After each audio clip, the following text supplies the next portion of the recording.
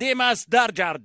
هذه قائمة المنتخبين في مباراة الليلة، المباراة التي تأتي مساء هنا في 1:30 في توقيت مكة المكرمة. المنتخب الأرجنتيني من سيبدأ المباراة أولا وينتظر شارة حكم المواجهة في مباراة هذا المساء من أجل أن يعطي إذن البداية، وبالفعل واصلة إلى منطقة الجزاء. اقتربت الأرجنتين من هدف الأول، لكن التمريرة في النهاية مقطوعة مبعدة إلى خارج أرضية الملعب إلى ركلة ركنية. فرصة كانت لمنتخب الأرجنتين بلا هجمة، كان رائع لمنتخب الأرجنتين. هذا السيناريو هو المتوقع طوال المباراة، هي أوقات قليلة ستبحث فيها إندونيسيا عن نفسها في المباراة. الكرة مبعدة من مباراة يتحدث مع عناصر المنتخبين في تهدئة لعناصر المنتخبين قبل تنفيذ وعند تنفيذ الركلة الركنية للمنتخب الأرجنتيني. الركلة الركنية من عناصر المنتخب الأرجنتيني في أوقات شوط المباراة الأول. كرة لإندونيسيا ملعوبة على الجهة اليسار، انطلاق عادة أرجنتينية، المحاولة في وسط الملعب الصافرة من محمد السيد حكم المباراة الماليزي يحتسب مخالفة في منتصف الملعب. بالمناسبة المنتخب الإندونيسي العرضية في منطقة الجزاء والإبعاد من حارس المرمى ياردي، أبعد الكرة كرة طويلة في الأمام، ثم الكرة إلى صالح المنتخب الأرجنتيني. الأرجنتين تبحث عن هدف الأول في المباراة الرئيسية إلى خارج أرضية الملعب إلى ركلة مرمى. كرة اللعب على الجهة اليسار، ستاريادي. الكرة اللعب إلى صافرة ومخالفة، ركلة حرة مباشرة. الأرجنتين معها فرصة على اليسار، العرضية لكنها مقطوعة إلى خارج أرضية الملعب إلى ركلة ركنية.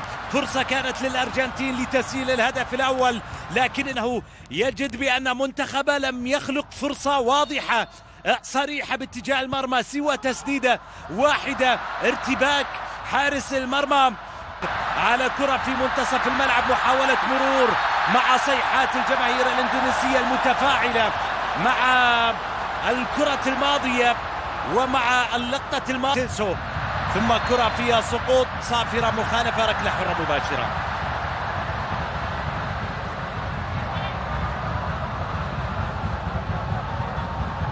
صافرة مخالفة، ركلة حرة من المدافعين. الكرة خطرة تسدد والتصدي هذه المرة ستاريادي تألق في مواجهة. الكثير من يعشقون كرة القدم الأرجنتينية، هذا العشق الذي صنعه وبناه دييغو أرماندو مارادونا، وبعد ذلك الكثير من الأستاج إلى أن تبقى على الرتم الذي جاءت فيه بمونديال كأس العالم الماضي. صافرة ومخالفة، ركلة حرة مباشرة. ثلث ساعة أولى في شوط المباراة، ثم انطلاقة طويلة بالأمام. هذه خطرة طالت، مرت إلى خارج أرضية الملعب إلى ركلة مرمى. عدت الكرة إلى خارج أرضية الجهة اليسار في صالح منتخب الأرجنتين. صافرة مخالفة، ركلة حرة مباشرة احتسبها حكم المباراة المنتخب الأرجنتيني. شوف مرة أخرى الكرة الأرجنتين على الجهة، الحكم يعطي فيها الإذن للتنفيذ والتسديدة. مرت الكرة إلى خارج أرضية الملعب، مرت الكرة إلى خارج أرضية إلى منطقة الجزاء. فرصة من أجل هدف أول، مطالبة بركلة جزاء. الحكم محمد السيد طالب بدون ميسي. الآن المنتخب المثالي يظهر.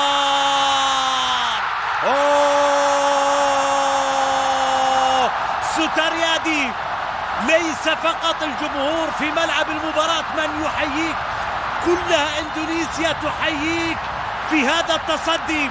شوف الكرة مرة عن طريق باتيناما في مواجهة المنتخب الأرجنتيني إلى صافرة ومخالفة، ركلة حرة مباشرة. كرة ثابتة إلى عرضية والتسديدة الرأسية مضت إلى المدافعين.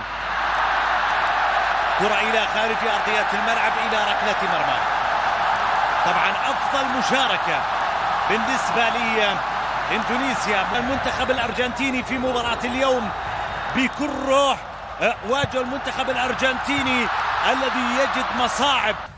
مشجع اندونيسي ولا مشجع اندونيسي توقع ان يخرجوا بهذا التعادل، وبالفعل لا يمكن لهم ان يتوقعوا ان يخرجوا بالتعادل في شوط المباراة الاول. باريديس ارسلها قوية، باريديس من مسافة بعيدة يسجل للتانجو اول اهدافه في المباراة.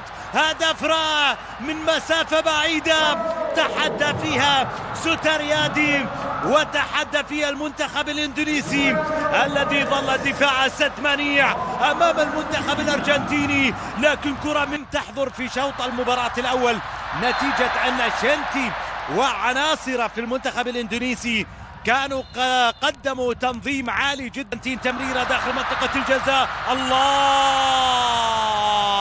فرصة لخارج أرضية الملعب لم تستثمر، لم تستغل. هذه الجهة اليمنى خطيرة وتسديد مارتينيز، أول تصدي من مارتينيز في المباراة. إندونيسيا في أول تسديدة مباشرة نجح معها مارتينيز، تعود الكرة للمنتخب الاندونيسي على الجهة الارجنتين معها اخر كرات الشوط الاول العرضية. بداية شوط المباراة الثاني، سيليستاون في اول كرة في المباراة بانطلاقة من الجهة اليسرى يحصل على مخالفة وركلة حرة مباشرة اخذ فيها الاذن للتنفيذ. اللعبة الطويلة الى ميدينا وانطلاق المنتخب الارجنتيني فيها صافرة ومخالفة. كرة ثابتة الى منطقة الجزاء الى راسية، الله، راسية خطيرة للمنتخب على نفسها وتتفوق على تاريخها في مواجهة الأرجنتين. يلعب كرة طويلة بالأمام، الكرة مقطوعة مبعدة إلى خارج أرضية الملعب إلى الأوت. يلعب كرة إلى منطقة الجزاء، راسية مبعدة الكرة.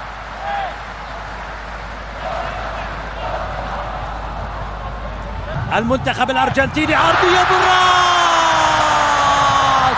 جول، هدف ثاني للمنتخب الأرجنتيني. المنتخب الأرجنتيني يزور شباك إندونيسيا مجددا بثاني أهدافه في المباراة. رائعة الكرة العرضية ورائعة الرأسية إلى شباك، ثاني أهداف المنتخب الأرجنتيني في مباراة هذا المساء. الأرجنتين زادت من الغلة التهديفية في شباك، أبعدها في اللحظة الأخيرة. إندونيسيا عندها كرة مرت إلى خارج أرضية الملعب إلى ركلة مرمى، فرصة كانت خطيرة.